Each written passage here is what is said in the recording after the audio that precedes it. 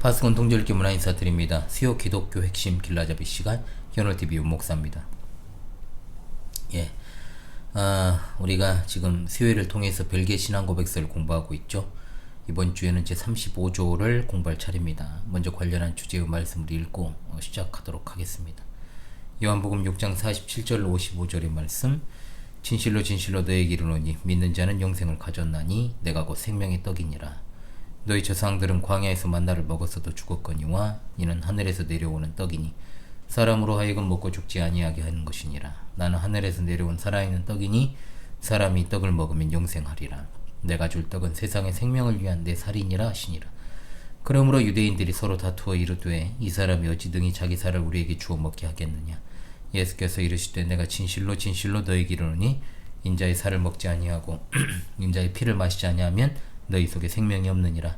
내 살을 먹고 내 피를 마시는 자는 영생을 가졌고 마지막 날에 내가 그를 다시 살리리니 내 살은 참된 양식이요 내 피는 참된 음료로다. 아멘. 별개 신앙 고백서 제 35조는 주의 만찬의 성례에 관한 내용이 되겠습니다. 본문을 제가 전문을 읽도록 하겠습니다. 우리는 우리 구주 예수 그리스도께서 이미 중생시키시고 당신의 가족 곧 당신의 교회로 받아들이신 자들을 육성하시고 양육하시기 위해서 주의 만찬의 성례를 제정하셨다는 것을 믿습니다. 중생한 사람들은 이중적 생명을 가집니다. 하나는 육체적이고 일시적인 생명인데 이 생명은 그들의 첫 번째 탄생으로 받고 모든 사람에게 공통적인 것입니다. 다른 하나는 영적이고 천상적인 생명인데 이 생명은 그들의 두 번째 탄생에서 주어진 것이고 그리스도의 몸의 교제에서 복음의 말씀으로 이루어집니다. 이 생명은 모든 사람에게 공통적인 것이 아니라 하나님의 택하신 자들에게만 해당됩니다. 육체적이고 지상적인 생명을 유지하도록 하기 위해서 하나님께서는 지상적이고 물질적인 빵을 정하셨습니다. 이 빵은 생명이 모든 사람에게 공통적인 것처럼 모든 사람들에게 공통적입니다. 신자들이 가지는 영적이고 천상적인 생명을 유지하도록 하기 위해서 하나님께서는 하늘로부터 내려오신 산떡 곧 예수 그리스도를 그들에게 보내주셨는데 그분께서는 신자들이 당신을 먹을 때 그중 믿음에 의해서 영적으로 취하여 받을 때 신자들의 영적 생명을 육성하고 양육하십니다. 그리스도께서는 영적이고 천상적인 빵을 우리에게 묘사하기 위해 당신의 몸의 성례로서의 지상적이고 눈에 보이는 빵과 당신의 피의 성례로서의 포도주를 제정하셨습니다. 그리스도께서는 우리가 우리 손으로 그 성례를 받아들고 우리의 입으로 그것을 먹고 마실 때 우리의 육체적 생명이 그것에 의해 유지되는 것이 확실한 것만큼 우리가 우리 영혼의 손과 입으로 우리 영적 생명을 위해 우리 영혼의 우리의 유일하신 구주 그리스도의 참된 몸과 참된 피를 믿음으로 받아들이는 것도 확실하다고 증거하십니다. 예수 그리스도께서 우리에게 헛되이 당신의 성례를 명하지 않으셨다는 것은 의심할 여지가 없습니다. 그러므로 그리스도께서는 이 거룩한 표로 우리에게 나타내신 모든 것을 우리 안에 이루십니다. 우리는 마치 우리가 하나님의 영에 감추어진 활동을 이해할 수 없는 것처럼 이 일이 행해지는 방식을 이해하지 못합니다. 우리가 먹고 마시는 것이 진짜 그리스도의 몸과 진짜 그리스도의 피라고 말할 때 우리는 잘못된 것이 아닙니다. 그러나 우리가 먹는 방식은 입으로가 아니라 믿음에 의해서 영으로 먹는 것입니다. 그런 방식으로 그리스도께서는 항상 하늘에서 당신의 하나님 아버지의 오른편에 앉아 계십니다. 그러나 그리스도께서는 믿음으로 우리와 끊임없이 교제하기를 멈추지 않으십니다. 이 잔치는 그리스도께서 우리를 당신의 모든 혜택들과 함께 당신 자신을 받은 참여자가 되게 하시고 당신 자신과 당신의 고난과 죽음의 공로를 즐기도록 우리에게 은혜를 베푸시는 영적 식탁입니다. 그리스도께서는 자신의 육체를 먹게 하심으로 우리의 가난하고 고독한 영혼을 육성하시고 강화시키시고 당신의 피를 마시게 하심으로 회복시키시고 새롭게 하십니다. 비록 성례가 표하는 바와 함께 결합되어 있을지라도 그 표하는 바가 항상 모든 사람에 의해 받아들여지는 것은 아닙니다. 악한 자들은 분명 성례를 받음으로 정죄의 일을 뿐이고 성례의 진리를 받아들이지 않습니다. 이와 같이 유다와 마술사 시몬은 둘 다 성례를 받았지만 성례가 표하는 그리스도를 받아들이지 않았습니다. 그리스도께서는 오직 신자들과만 교제하십니다.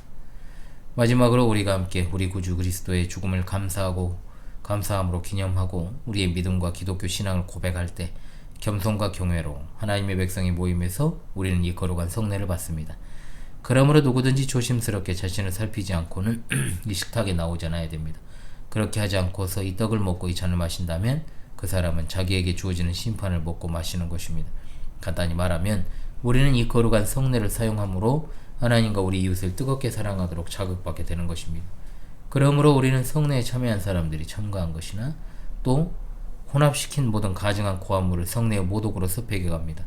우리는 그리스도와 그의 사도들이 가르치신 규례로 만족해야 하고 그들이 말한 그대로 말해야 한다고 선언합니다. 자, 굉장히 길죠. 긴 만큼 또 오늘 내용이 좀 많을 수가 있습니다만은 그만큼 이제 이 당시에는 이것이 굉장히 중요한 문제였다는 것을 이제 보여주는 것이다 라고 여러분들이 생각하면 되겠습니다. 벨기에 신앙법에서 이제 33조에 이어 계속해서 성례에 대해서 이제 공부하는 중입니다. 33, 34, 오늘 35. 성례는 두 가지가 있어요. 세례와 성찬이죠. 그 중에 두 번째 성찬입니다. 35조는 성찬을 다루되 우리가 흔히 성찬이라고 부르는 것을 이제 주의 만찬이라고 표현합니다. 주의 만찬은 세례와 더불어 주님이 제정하신 성례입니다. 세례를 성례로 제정하신 주님이 또한 주의 만찬을 성례로 제정하십니다. 그리하여 교회가 그리스도의 명령을 따라 세례를 베풀고 또 세례받은 자에게 그 주의 만찬을 베풀게 되는 거죠. 그래서 교회는 하나님께서 주시는 은혜를 세례와 주의 만찬을 통해서 누리게 되는 것입니다. 죄인이었던 자들이 하나님의 말씀과 성령으로 거듭나게 되고 그래서 세례받고 그렇게 된 자들이 주님의 식탁에 나와 주님의 살과 피를 먹고 마심으로 은혜를 얻게 되는 거죠. 이렇게 교회가 세례와 주의 만찬을 통해서 주님이 다시 오실 그날까지 계속해서 존재하게 되는 겁니다. 자, 첫사람 아담. 처음 사람 아담의 이후에 모든 사람은 죄인으로 나게 됩니다. 그 이유에 대해서는 14조와 15조에서 공부를 했습니다. 원죄가 인류 전체에 퍼져 있고 심지어 모태에 있는 유아들에게까지도 미치고 있다라고 했습니다. 즉 유아까지도 죄의 영향 아래 엄마의 뱃속에서부터 있기 때문에 죄와 관련 없다고 말할 수 있는 사람은 없다는 거죠. 이 세상 모든 사람이 죄 아래 있는 비참한 존재일 뿐이다라는 겁니다. 그러나 하나님께서 친히 창세전에 택하신 자에게 은혜를 베풀어 주시고 어제 성부 하나님의 그 구원의 작정에 관해서 우리가 상고했지 않습니까? 그 사람을 자기 백성으로 삼으셨죠. 그리하여 그들을 복음으로 부르시고 말씀과 성령으로 거듭나게 하시는 일. 거듭난다는 것을 이제 두 글자로 우리가 중생이라고 합니다. 중생이란 죄로 말미암아 하나님을 향하여 죽었던 생명이 다시 살아나는 것, 그 영혼이. 이렇게 하나님이 죽은 이 죄인들을 갖다가 거듭나게 하시기 위해 교회에서의 이 선언되는 말씀의 강설, 그 말씀의 강설과 함께 역사하시는 성령 하나님의 역사를 또한 사용하십니다. 이렇게 거듭난 자는 어떻게 될까요? 죽었던 영혼이 이제 말씀과 성령으로 다시 살아나게 되는 겁니다. 죄로 인해 완고해진 마음이 근본적으로 새로워지게 되는 것이다. 거듭났습니까? 라는 이 주제의 강설에서도 말씀을 드렸던 것처럼 이 부분은 에스겔 11장 19절 20절과 에스겔 36장 26절이 이를 잘 보여주는 말씀입니다.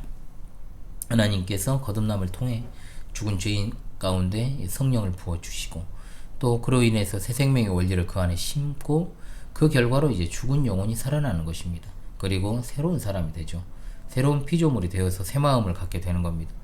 물론 여전히 죄성이 남아 있어서 실수하고 실패하고 넘어질 때가 있습니다. 그러나 그 영혼이 궁극적으로 하나님의 의를 따르는 삶으로 바뀌고 절대로 그 구원에서 탈락하지 아니합니다. 하나님께서 이렇게 죄인을 중생시키셔서 그들을 갖다가 자기 자녀로 삼아 주시는 거죠. 그리고 그 자녀들을 갖다가 거룩한 주님의 교회의 일원으로 받아들여 주십니다. 이것이 바로 이제 구원의 서정의 내용입니다. 이것으로 끝납니까? 아닙니다. 그분의 백성이 됩니다. 그리고 그분의 교회에 속한 자들이 계속해서 자라갈 수 있도록 먹여주신다. 그게 뭐냐? 바로 주의 만찬이라고 하는 겁니다. 그래서 35조가 이렇게 고백을 하면서 시작을 합니다. 우리는 우리 구주 예수 그리스도께서 이미 중생시키시고 당신의 가족, 곧 당신의 교회로 받아들이신 자들을 육성하시고 양육하시기 위해서 주의 만찬의 성례를 제정하셨다는 것을 믿습니다. 즉 주님께서 그의 백성이 된 자들을 위해서 먹이시는데 주의 만찬과 성례를 통해서 하시며 주의 만찬은 빵과 포도주로 하는 것으로서 이 빵과 포도주는 단순한 빵과 포도주가 아니라 그리스도의 몸과 피를 가리키는 것이죠. 즉 한편으로 물리적인 음식이지만 실질적으로 영적인 음식이다 라고 하는 내용입니다. 하나님께서 중생한 이들에게 영적인 음식을 먹이심으로 자라가게 하신다라고 하는 겁니다. 그럼 주님께서 왜 이런 일을 사용하시느냐? 벨기신앙 고백 35조 두 번째 단락에서 이렇게 고백을 합니다. 중생한 사람들은 이중적 생명을 가집니다. 하나는 육체적이고 일시적인 생명인데 이 생명은 그들의 첫 번째 탄생으로 받고 모든 사람에게 공통적인 것입니다. 다른 하나는 영적이고 천상적인 생명인데 이 생명은 그들의 두 번째 탄생에서 주어진 것이고 그리스도의 몸의 교제에서 복음의 말씀으로 이루어집니다. 이 생명은 모든 사람에게 공통적인 것이 아니라 하나님의 택하신 자들에게만 해당됩니다. 라고 올바르게 진술합니다. 자, 여기서의 중생한 자는 이중적 생명을 가진다는 거죠. 하나는 뭐냐? 육체적인 생명이요. 하나는 영적인 생명이다. 이 중에 육체적인 생명은 굳이 중생한 사람이 아닐지라도 이 세상에 태어난 사람이라면 누구나 가지고 있는 것입니다. 그러나 중생한 사람은 육체적 생명 외에 영적이고 천상적인 생명을 가지고 있으니 이것이 바로 중생을 통해서 생겨난 생명이다라고 하는 겁니다. 육체적이고 일시적인 생명을 가진 사람에게 있어서 음식은 빵이나 밥으로 충분합니다.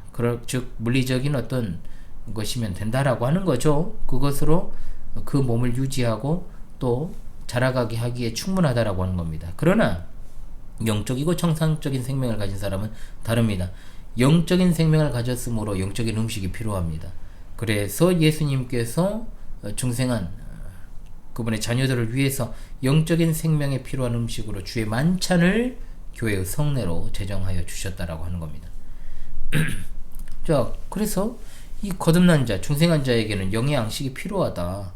이미 주의 만찬을 제정하시기 전부터 말씀하셨다는 겁니다. 그것이 바로 35조의 근거 구절로서 시작 부분에 읽었던 요한복음 6장 47절 51절에 잘 나와 있죠. 이 말씀을 통해서 주께서 가르쳐 주시는 것은 이겁니다. 첫 번째, 믿는 자에게는 영생이 있고, 두 번째, 예수님이 곧 생명의 떡이 되시며, 세 번째, 구약시대 이스라엘 백성들이 광야에서 먹은 만나는 곧 하늘에서 내려오는 양식, 즉 예수 그리스도를 상징했다는 것. 네 번째, 광야에서 먹은 만나는 먹어도 그것을 먹어도 먹은 자들이 죽었지만 그 만나가 상징하는 참 생명의 떡이신 예수님은 먹으면 절대로 죽지 않는다라고 하는 것. 그리고 이어지는 요한복음 53절로 56장 53절 55절의 말씀을 통해 중생한 사람은 참된 양식이요 참된 음료가 되시는 예수 그리스도를 통해서만 살 수 있다는 사실을 가르쳐 주십니다. 이렇게 예수님은 성찬의 필요성을 성찬 제정 이전에 이미 말씀하셨다는 겁니다. 이런 가르침에 따라서 35조가 이렇게 고백을 합니다. 육체적이고 지상적인 생명을 유지하도록 하기 위해 하나님께서는 지상적이고 물질적인 빵을 정하셨습니다. 이 빵은 생명이 모든 사람에게 공통적인 것처럼 모든 사람에게 공통적입니다. 신자들이 가진 영적이고 천상적인 생명을 유지하도록 하기 위해서 하나님께서는 하늘로부터 내려오신 산떡 곧 예수 그리스도를 그들에게 보내주셨는데 그분께서는 신자들이 당신을 먹을 때 즉 믿음에 의해서 영적으로 취하여 받을 때 신자들의 영적 생명을 육성하고 양육하십니다. 라고 진술하였습니다. 자, 영적인 생명을 가진 자를 위한 영적 양식이 필요하다라고 말씀하신 주님. 그 스스로 십자가에 이제 잡히시기 전날 밤 십자가에 달리시기 위해서 그 전날에 주의 만찬을 제정하신 사실을 우리가 합니다. 35조 첫 번째 근거 구절이었던 이제 말씀들이 있습니다만 요한복음만 읽었습니다. 그 부분들이 이제 마태복음 26장에도 나오고 마가복음 14장에 나오고 그리고 요한복음 누가복음 22장에 등장을 합니다. 그러니까 마태, 마가, 누가에서 이 세 본문이 모두 비슷한 내용을 기록하고 있지만 그 중에서 이제 누가복음 22장 7절로 20절의 말씀을 살피는 것이 필요하다.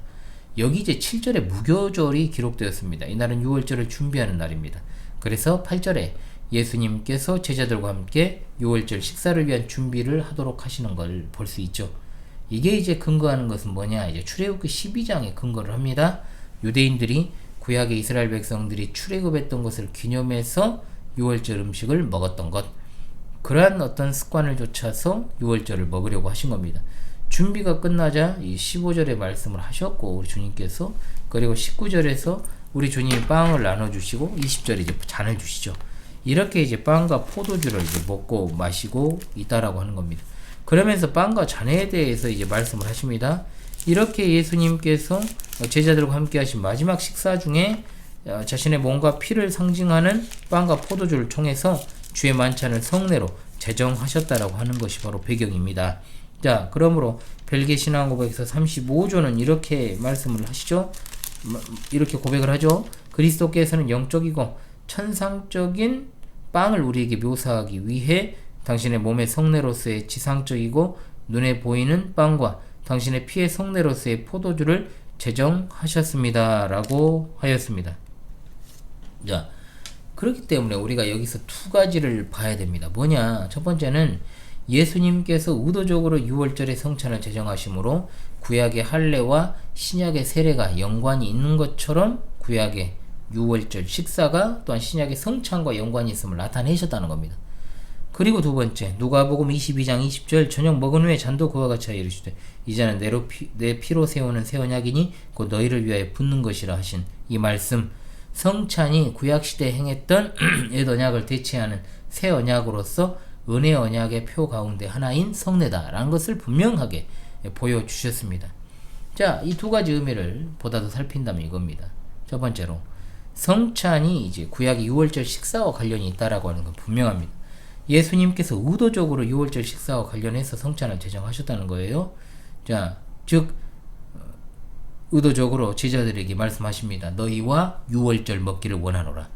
그리고 유월절에 있는 요소들을 사용하셔서 자연스럽게 주의 만찬으로 넘어가십니다. 이렇게 해서 신약의 성찬이 구약의 유월절 식사와 연관이 있음을 보여줍니다. 약간의 차이가 있어요. 뭐냐? 출애굽기 12장 2절 말씀, 유월절 음식은 가족과 함께 나눕니다. 그리고 어린 양을 가지고 함께 나눕니다. 12장 8절 출애굽기, 고기를 불에 구워 무교병과 함께 쓴 나물과 함께 먹습니다. 이것이 바로 이제 전형적인 식사의 모습, 유월절. 그러나 예수님은 가족이 아니라 제자들과 식사하셨습니다. 이렇게 하셔서 제자를 가족 삼으신 거죠. 자, 어린 양, 무교병, 쓴나물 대신에 빵과 포도주로 식사를 하십니다. 이렇게 하셔서 유월절 어린 양의 의미가 곧 자기 자신임을 나타내셨고, 구약에 죽임당한 수많은 어린 양이 곧 자기 자신이다 라는 것을 나타내십니다. 즉 예수님께서 성찬의 본질이 구약에 있다. 이것은 마치 세례가 그 본질을 구약에서 찾을 수 있는 것과 같다라고 하는 겁니다. 34조를 통해서 배웠던 것처럼 신약의 세례는 구약의 할례에서 그 본질을 찾을 수 있지요. 예수님께서 세례를 제정하심에 있어 구약의 할례에서 그 본질을 취하신 겁니다. 그러므로 성찬을 제정하심에 있어서도 구약의 유월절 식사에서 그 본질을 취하신 겁니다. 그렇다면 신약의 성찬의 본질은 무엇인가? 유월절 식사를 통해 생각해 봐야죠. 유월절을 간단히 정리하자면은 이집트에서 노예로 살던 이스라엘 백성들을 구원하실 때 하나님께서 10가지 재앙을 내리십니다. 그 중에 마지막 10번째가 장자의 죽음 아닙니까? 하나님께서 이집트를 심판하시고 이스라엘을 구원하시기를 원하시고, 이렇게 하시려고 이스라엘에게 명령을 내리십니다. 무엇입니까? 재앙이 있기 전날 밤 이스라엘 백성들이 어린 양을 잡아 그 피를 이스라엘 백성들의 집의 안방과 문 좌우 설주에 바르게 하셨죠. 인방과 안방이 아니죠. 죄송합니다. 인방과 좌우 설주에 바르게 했습니다. 이렇게 하면 천사가 그 피를 보고 그 집에 재앙을 내리지 않는, 즉 반대로 피가 발려져 있지 않은 집에는 장자가 모두 죽는, 초태생이 죽는 재앙이 임합니다. 하나님께서 이렇게 피를 통하여 재앙에서 면제되게 하셨는데, 이렇게 피를 보고 넘어갔다고 해서 넘을 유자에 넘을 월자를 써 유월절이라고 하고, 영어로는 더 패스오버라고 하죠. 패스오버. 다른 조건 없이 그냥 문설주에 발려져 있는 피만으로 그 심판에서 면제되었다는 거. 그런데 유월절은 예수 그리스도께서 십자가에서 흘리신 피를 통해 우리의 죄로 인한 영원한 형벌에서 면제케 될 것을 미리 보여주신 겁니다.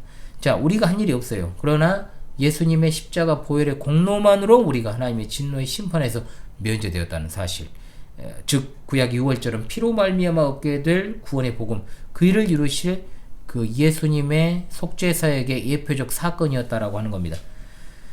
예수님이 이런 의미를 나타내시려고 의도적으로 유월절 식사를 통해서 성찬을 제정하시고, 그 식사를 구약 이스라엘의 마지막 유월절로 삼으시고 신약시대 최초의 성찬으로 제정하신 것입니다. 이해되시죠? 그래서 유월절 식사가 즉 구원의 하나님을 기념하기 위한 식사였던 것처럼, 신약의 성찬은 죄인된 우리들을 위해서 십자가에 죽으신 예수 그리스도, 그 보혈로 인하여 우리의 죄를 해결해 주셨음을 기억하고 기념하게끔 제정하신 것이다. 이렇게 하셔서 성찬의 의미를 보여주신 겁니다. 그리고 두 번째, 성찬이 구약시대에 행했던 옛 언약을 대체하는 새 언약인데, 그 옛 언약은 출애굽기 24장에 나오는 시내산 언약의 식사와 관련이 있다는 거죠. 자, 출애굽기 24장에 모세가 아론, 나답, 아비후 그리고 이스라엘 장로 70인과 함께 시내산에 올라갑니다. 이때 하나님께서 모세에게 언약을 체결하시고 또 십계명을 주시죠. 언약의 두 돌판이라고 부릅니다. 그리고 8절에 모세가 그 언약의 증거로 피를 가지고 백성들에게 뿌리며 말하기를 이는 여호와께서 이 모든 말씀에 대해서 너희와 세우신 언약의 피니라. 이어 11절 하나님과 언약을 체결한 것을 기념해서 식사를 합니다. 그런데 성령 하나님께서 그들은 하나님을 뵙고 먹고 마셨더라고 설명을 해요. 그러니까 하나님 앞에서 음식을 먹은 일을 갖다 굉장히 독특하게 표현한다는 거죠. 이건 뭐냐? 하나님께서 이스라엘 백성들과 언약을 맺으시고 하나님이 이스라엘의 하나님이시오. 또한 이스라엘은 하나님의 백성이 됨을 선언하셨으니 그 증거로 백성들에게 피를 뿌렸다는 겁니다. 그리고 그들은 음식을 먹었으니 그것은 뭐냐? 하나님을 먹고 마신 것이다 라고 하는 거죠. 그런데 예수님은 의도적으로 포도주를 갖다가 드시며 말씀하시기를 이 잔은 내 피로 세우는 새 언약이니라 말씀하셨으니 자신의 흘리신 피와 그 피로 말미암아 생겨난 그 성찬의 의미를 시내산 언약과 관련해서 설명해 주신 겁니다. 즉 시내산에서의 언약은 옛 언약이요 예수 그리스도를 통한 언약은 새 언약인데 이 언약의 표로서의 성찬은 하나님과 새 언약을 맺은 백성들이 행하는 새 언약의 식사로 은혜 언약의 표와 인이라는 사실을 보여주신 겁니다.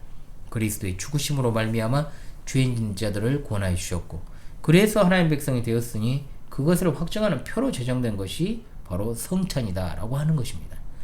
이처럼 성찬을 한다는 것, 즉 예수님께서 자기 피로 세우신 언약에 참여하는 것을 뜻하는 것이요 구약에서 역사하신 하나님 그리고 신약에서 역사하신 하나님을 함께 경험하게 되는 그 현장, 과거에 하나님께서 우리에게 베풀어 주신 은혜에 대한 기억일 뿐만 아니라 또한 장차 우리에게 있을 영원한 천국에서 누리게 될 잔치를 미리 맛보게 되는 겁니다. 그래서 별개신앙고백 35조 이 잔치는 그리스도께서 우리를 당신의 모든 혜택과 함께 당신 자신을 받은 참여자가 되게 하시고 당신 자신과 당신의 고난과 죽음의 공로를 즐기도록 우리에게 은혜를 베푸시는 영적 식탁입니다 라고 고백을 합니다. 성찬은 신약의 성례로서의 은혜 언약의 표와 인입니다. 그래서 우리가 성찬을 먹고 마실 때마다 그리스도께서 나를 위해 죽으셨다는 사실을 확인하는 거죠. 그리스도께서 찢으신 살, 흘리신 피, 찢기신 살이죠. 흘리신 피가 곧 나를 죽음에서 건지신다는 그 복음을 약속을 확인한다. 그렇게 해서 우리의 믿음이 점점 성숙하게 되는 것입니다. 예수님께서 친히 주의 만찬을 성례로 제정하셨으니까 교회는 당연히 주님 명령 따라서 계속해서 그 만찬을 베풀어야 됩니다. 그래서 교회 안에 거듭난 자들로 하여금 그들의 영적 생명을 유지하게끔 하는 겁니다. 그 생명이 계속해서 자라가도록 해야 됩니다. 물론 말씀이 그들의 생명을 자라게 하지만 성찬을 통해서 믿음이 계속해서 성숙해지도록 해야 된다는 거죠. 그래서 고린도전서 11장 23절로 24절 내가 너희에게 전한 것은 주께 받은 것이니 곧 주 예수께서 잡히시던 밤에 떡을 가지사 축사하시고 떼어 이르시되 이것은 너희를 위한 내 몸이니 이것을 행하여 나를 기념하라 하신 그 말씀 계속해서 이 성찬이 교회에서 계속돼야 된다는 것을 말씀하고 35조는 그 첫 근거 구절에서 이 구절을 제시했다라고 하는 겁니다. 그래서 우리가 오늘날에도 성찬의 식을 통해서 이 말씀을 갖다가 늘 되풀이하고 있는 것입니다. 교회가 주의 만찬을 성례로 여기고 계속 행해야 하지만 명심해야 되는 게 있다. 뭐냐? 빵과 포도주 자체에 힘이 있는 것이 아니라는 거죠. 어떤 놀라운 신비한 힘이 있는 게 아니라 믿음으로 이것을 먹고 마실 때 비로소 은혜의 방편으로서 역할을 한다. 물리적인 음식은 잘 씹을 수 있는 치아와 음식을 소화할 수 있는 그 소화기관에 힘이 있으면 가능합니다. 섭취할 수 있죠. 그런데 영적인 음식은 무엇으로? 믿음으로 섭취해야 됩니다. 오직 믿음. 믿음으로 먹지 않으면 아무런 영향을 그 영혼에 주지 못합니다. 그래서 35조가 이렇게 고백을 합니다. 그리스도께서는 우리가 우리 손으로 그 성례를 받아들고 우리 입으로 먹고 마실 때 우리 육체적 생명이 그것에 의해 유지되는 것이 확실한 것만큼 우리가 우리 영혼의 손과 입으로 우리의 영적 생명을 위해 우리 영혼의 우리의 유일하신 구주 그리스도의 참된 몸과 참된 피를 믿음으로 받아들이는 것도 확실하다라고 증거하십니다. 오직 믿음을 통해서 성찬의 효력이 있다. 이것은 기본적인 사실이 되는 겁니다. 3조에서 공부했던 것처럼 성례에는 어떤 마술적 힘이 있는 게 아니다. 세례시 사용되는 물 자체의 효력이 있는 것이 아닌 것처럼 당연히 성찬의 요소인 빵과 포도주에도 없습니다. 믿음이 없는 사람에게는 그냥 빵, 그냥 포도주. 믿음으로 받을 때 효력이 있다. 그리스도의 살을 상징하는 빵을 받을 때 그리스도의 살이 우리의 영혼에 힘과 생명을 부여하는 유일한 양식이라는 고백이 있어야 되고 그리스도의 피를 상징하는 포도주를 받을 때 그리스도의 피가 우리에게 주는 유익 바로 성례가 의식을 통해 참여자를 성화시키지 못하는 것이요. 다만 그 믿음을 통해서만 믿음으로 받을 때 효력이 있다라고 하는 사실. 그렇다면 성찬을 참여하는 자들에게 필요한 믿음이 뭐냐? 성찬에 대해서 참여하는 자는 자신의 죄에 대해서 명확한 인식을 해야 되고 그리스도의 고난과 죽음으로 말미암아 나의 죄가 다 용서함 받았다는 믿음이 있어야 되고 날마다 주님의 뜻을 따르기로 순종하고 결단하는 그런 마음, 그리고 마음뿐만 아니라 신정한 순종이 있어야 된다라고 하는 거죠. 영적으로 자라가고 점점 더 그리스도의 형상을 닮아가려는 거룩한 소원을 가져야 됩니다. 같은 상에 참여해서 한 몸을 형성하게 된 지체들을 잘 돌보는 것도 가장 중요하고, 잘 섬기고 주님의 몸된 교회 하나됨을 잘 드러내야 되겠다는 다짐도 이 가운데 들어있어야 됩니다. 그래서 우리가 하나됨의 고백을 하잖아요. 이것이 바로 성찬에 참여하는 자들의 요구되는 믿음이다. 이러한 믿음 없이 행하는 성찬은 별 의미가 없다. 성찬식은 최대한 자주 하는 것이 좋다 했고, 칼빈은 못해도 1개월에 1회는 실시할 것을 제안을 했는데, 저도 이를 따라서 교회에서 한 달에 한 번 실시하고 있습니다. 자칫 주의할 건 성찬이라는 제도 자체가 핵심이 아니고 반드시 믿음이다. 믿음이 수반돼야 된다. 성찬을 무조건 많이 한다고 좋은 게 아니라는 겁니다. 반드시 그것이 행할 때 바른 믿음이 요구되고 그 믿음이 교회와 세상 가운데서 표현돼야 된다는 것. 이를 위해서 목사의 역할이 얼마나 중요한지요. 목사는 성도들에게 그 성찬의 의미에 대해서 계속해서 가르쳐야 됩니다. 그렇지 않으면 성찬식이라는 형식만 남고 그 의미가 사라져서 성찬이 마치 미신처럼 행해질 수 있다는 것, 정말로 주의해야 될 일입니다. 성찬을 믿음으로 받을 때 어떻게 되느냐? 5번째 단락에 진술이 되어 있습니다. 예수 그리스도께서 우리에게 헛되이 당신의 성례를 명하지 않으셨다는 것은 의심할 여지가 없습니다. 그러므로 그리스도께서는 이 거룩한 표로 우리에게 나타내신 모든 것을 우리 안에 이루십니다. 우리는 마치 우리가 하나님의 영에 감추어진 활동을 이해할 수 없는 것처럼 이 일이 행해지는 방식을 이해하지 못합니다. 우리가 먹고 마시는 것이 진짜 그리스도의 몸과 진짜 그리스도의 피라고 말할 때 우린 잘못된 것이 아닙니다. 그러나 우리가 먹는 방식은 입으로가 아니라 믿음에 의해서 영으로 먹는 것입니다. 그런 방식으로 그리스도께서는 항상 하늘에서 당신의 하나님 아버지의 오른편에 앉아 계십니다. 그러나 그리스도께서는 믿음으로 우리와 끊임없이 교제하기를 멈추지 않으십니다. 이 잔치는 그리스도께서 우리를 당신의 모든 혜택들과 함께 당신 자신을 받은 참여자가 되게 하시고 당신 자신과 당신의 고난과 죽음의 공로를 즐기도록 우리에게 은혜를 베푸시는 영적 식탁입니다. 그리스도께서는 자신의 육체를 먹게 하심으로 우리의 가난하고 고독한 영혼을 육성하시고 강화시키시고 당신의 피를 마시게 하심으로 회복시키시고 새롭게 하십니다. 라고 했습니다. 자, 이 긴 설명, 성찬은 아무 의미 없는 예식이 아니다라는 것, 믿음으로 해야 효력이 있다는 것, 믿음으로 성찬을 행할 때 그리스도께서 십자가에서 이루신 모든 그 구원의 공로가 풍성하게 드러나게 된다는 겁니다. 믿음으로 성찬을 행할 때 그리스도께서 부활하셔서 이루신 그 은혜가 우리에게서 나타나는 것이죠. 믿음으로 성찬을 행해야 우리의 참으로 심령이 가난함에 그리고 고독한 영혼에 생기를 불어넣어 주시고 지친 영혼을 새롭게 하시는 것입니다. 자, 그러면 이제 그 성찬에 참여할 수 있는 대상에 대한 내용입니다. 설교는 아무나 들을 수 있습니다. 그렇죠? 그럼 성찬에 아무나 참여하느냐? 아닙니다. 성찬에 아무나 참여할 수 없습니다. 성찬에 참여할 수 있는 사람 한정되어 있습니다. 신자여야 됩니다. 중생한 신자. 즉, 왜냐하면 중생한 자에게 생명의 양식이 의미가 있으니 말입니다. 즉, 그래서 앞서 언급한 것처럼 성찬에 어떤 신비한 요소가 있는 것이 아니기 때문에 그 외식 자체에 효력이 있는 것이 아니고 성찬에 참여한 자의 믿음이 요구되니까요. 자, 그러므로 성찬을 집례하는 목사들이 성찬을 행할 때 세례받은 신자가 참여하라고 말하고, 또 이 말씀의 강설은 믿음이 생겨나도록 만드는 일이기 때문에 믿음 없는 사람이 듣는 것이 당연하고요. 세례받지 않은 이는 말씀의 강설을 듣지 말고 나가라고 말하지 않습니다. 그러나 성찬은 어떻습니까? 믿음을 가진 사람에게 베푸는 것이므로 믿음 없는 사람에게 베풀 수가 없는 거죠. 그래서 35조에 고백하기를 비록 성례가 표하는 바와 함께 결합되어 있을지라도 그 표하는 바가 항상 모든 사람에 의해서 받아들여지는 것은 아닙니다. 악한 자들은 분명히 성례를 받음으로 정죄를 이룰 뿐이고 성례의 진리를 받아들이지 않습니다. 이와 같이 유다와 말술사 시몬은 둘 다 성례를 받았지만 성례가 표하는 그리스도를 받아들이지 않았습니다. 그리스도께서는 오직 신자들과만 교제하십니다. 이 고백에 나온 것처럼 성찬은 믿음 없이 행하면 오히려 정죄에 빠져든다라는 것. 반드시 믿음을 가진 사람에게 베풀어야 된다. 벨기에 신앙고백서와 함께 개혁교회 일치 신조인 하이델베르크 교리문답 81문답.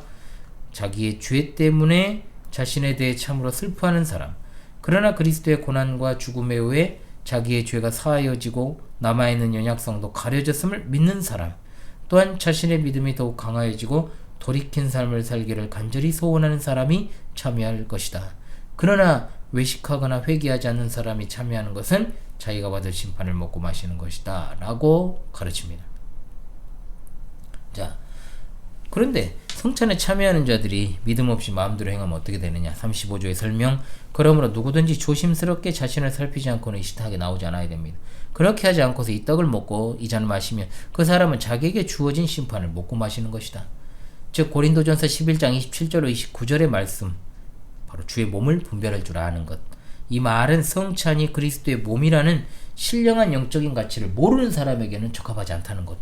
또한 성찬에 나타나는 그리스도의 한몸됨이라는 의미를 모르는 사람 역시도 참여할 수 없다는 것. 성찬에 대한 바른 지식과 분별력을 가지고 참여해야 되는 겁니다. 분명한 믿음이 요구되죠. 만일 그렇게 하지 않고 성찬에 참여하는 사람은 성찬을 먹고 마시는 것이 아니라 오히려 자기 죄를 먹고 마시는 일이 됩니다. 그래서 성찬에 참여하기 전 성도들은 자기를 살펴야 됩니다. 또한 아무리 세례받은 신자라 해도 정말 심각한 어떤 죄 가운데 있는 경우에는 성찬에 참여는 안 되겠죠. 3절에 이걸 갖다가 더욱더 강조하고 있어요. 뭐냐? 그러므로 너희 중 약한 자와 병든 자가 많고 잠자는 자도 적지 아니하다. 잠자는 자라는 말은 이제 죽었다는 말입니다. 왜 고린도 교회 약한 자, 병든 자, 죽은 자가 많았냐? 고린도 교회가 성찬을 행함에 있어 아무렇게나 행했다. 하나님이 고린도 교회에 일어난 일을 성경에 기록하게 하셨다는 것은 중요한 의미가 있습니다. 성찬을 함부로 시행하면 안 된다는 것, 매우 신중하게 행해져야 된다는 것, 그것이 바로 주님의 뜻입니다. 그러므로 교회의 책임은 매우 중요합니다. 즉 성찬에 참여할지 말지에 대해서 개인이 그냥 마음대로 결정하는 게 아니고 교회가 공적으로 이것을 책임져야 된다. 개인이 나는 믿음이 없어 성찬에 참여 안 된다 이게 아니고 교회가 당신은 아직 아니다 이거예요. 성찬에 참여하지 말고 다음으로 미뤄라 라고 하거나, 또는 당신은 믿음을 가졌지만 최근에 심각한 범죄로 인하여 권징 중에 있다라고 하면은 이번에 성찬에 참여하지 말라고 해야 되는 거죠. 우리가 우리를 살폈으면 판단을 받지 아니하려니와, 즉 고린도 교회 성찬에 함부로 참여한 일이 많아서 약한 자, 병든 자, 심지어 죽은 사람도 있었는데 이에 대해 말하면서 만일 교회가 잘 살폈으면 이런 일이 없을 것이다. 즉 교회가 당회죠. 그러니까 성찬 참여자를 잘 분별해야 될 의무가 있다. 아무에게나 세례 베풀어서도 안 되는 것이 당연한 것처럼 세례를 베푼 뒤에 성찬을 행하는 것도 신중해야 되는 것 당연합니다. 즉 그러므로 성찬 참여의 자격을 제한해야 되고, 세례받았다고 해도 때로는 그 사람의 신앙과 생활 상태에 따라서 성찬에 참여하지 못하는 이른바 수찬정지의 권징이 규례가 이제 있습니다. 성경 가르침에 따라서 말씀에 충실한 교회를 세우려 했던 개혁교회, 성찬을 굉장히 신중하게 행하는 것을 중요하게 여기면서 동시에 강조한 것이 장로들의 신방 아닙니까? 즉 성찬을 앞두고 장로들이 교인 가정을 신방하여 과연 그 가정에 속한 사람들이 그 믿음에 합당한 행실과 믿음을 갖춘 사람인지를 확인하고, 즉 잘 분별해서 참여토록 하게 하기 위한, 이렇게 해서 생겨난 장로의 신방이라는 것이 바로 오늘날에도 성찬과 관련해서 여전히 건전한 개혁교회와 장로교회에서 행해지고 있음을 봅니다. 성찬 참여의 기준을 높이는 것은 정말로 매우 중요한 것이다 하고 말할 수 있습니다. 자, 교회가 주의 만찬의 성례를 시행해야 되는 것이 맞습니다. 교회로서 갖추어야 될 모든 것, 그리스도인, 직분자, 예배, 말씀의 강설 다 있어도 성찬 없으면 교회가 아니에요. 왜? 교회의 표지에 해당하는 것이므로 교회는 반드시 그리스도의 명령을 따라 성찬을 시행해야 됩니다.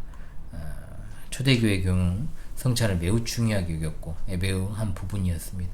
벨기에 신앙고백 역시 마찬가지입니다. 29조에서 교회의 표지로 성례를 언급했잖아요. 이미 33조로부터 35조까지 성례, 그리고 성례로서의 세례와 성찬에 대해서 고백하고, 이건 이제 교회가 뭔지를 갖다가 보여주는 겁니다. 교회란 세례로 말미암아 세워지는 식구, 즉 식탁의 모임이다. 단순히 믿는 사람들의 모임을 넘어서는 하늘가족이다. 그리스도의 십자가로 말미암아 대속함을 입은 자들이 그리스도의 몸을 이루어가는 곳이다. 고린도전서 12장 12절로 13절이 이걸 잘 보여주는데, 세례와 성찬으로 묶어져 있지 않으면 교회가 아니다, 종교단체다, 분명하죠. 세례로 말미암아 그리스도의 한 몸에 속하게 되고, 성찬으로 인하여 그리스도의 한 몸됨이 온전히 나타나는 것이 교회다. 교회가 세례와 성찬을 시행하며 이 의미를 잘 드러내야 됩니다.